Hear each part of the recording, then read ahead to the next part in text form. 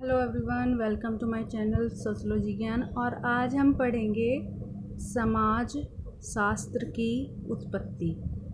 हम समाज शास्त्र को पढ़ रहे हैं, लेकिन हमारे मन में एक ये प्रश्न होगा कि ये समाज शास्त्र की उत्पत्ति क्यों और कब हुई। इसे हमें एक विषय के रूप में क्यों शुरू करना पड़ा, क्या कारण रहे।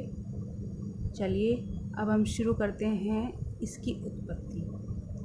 तो देखिए, समाजशास्त्र की उत्पत्ति के मेन दो कारण हैं।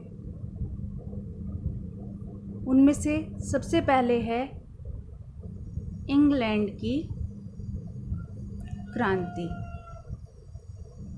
ओके, और दूसरे नंबर पे आता है फ्रांस की क्रांति। ये एक राजनीतिक क्रांति थी और ये एक औद्योगिक क्रांति थी।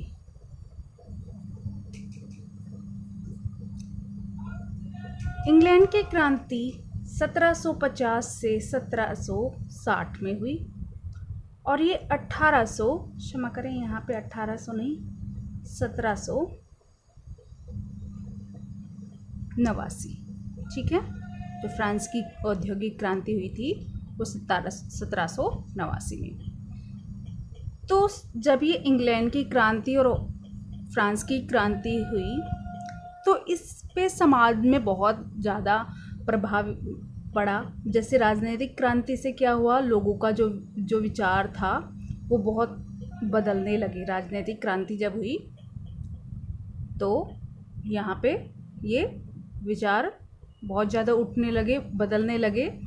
और यहाँ पर जो औद्योगिक क्रांति हुई थी, इससे लोगों के सामाजिक जीवन पर बहुत ज़्यादा परिवर्तन हुआ। लोग जो साइकिल चलाते थे, औद्योगिक क्रांति के कारण कार पे आ गए। उनकी जीवन शैली बहुत ज़्यादा परिवर्तित हो गई। इससे क्या हुआ कि इन दोनों क्रांति से समाज जो है, सामाजिक परिवर्तन, बहुत बड़ा परिवर्तन देखा गया। इन सब को एक व्यक्ति थे, सेंट साइमन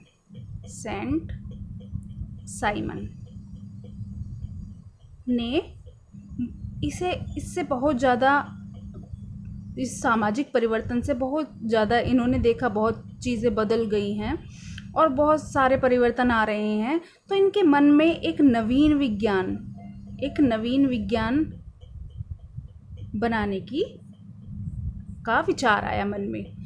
तो इनके एक शिष्य थे ऑगस्ट कॉम्टे,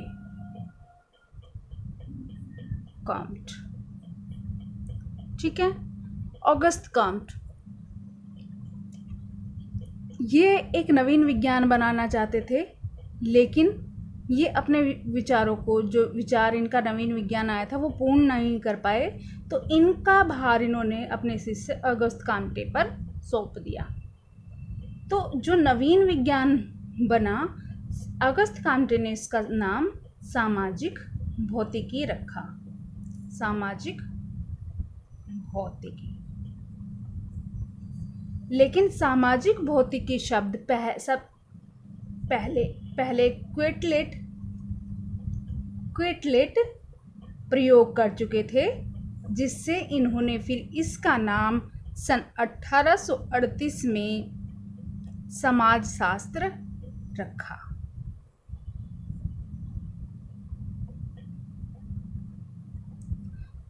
तो क्या हुआ कि जो समाजशास्त्र की उत्पत्ति है वो दो कारणों से हुई।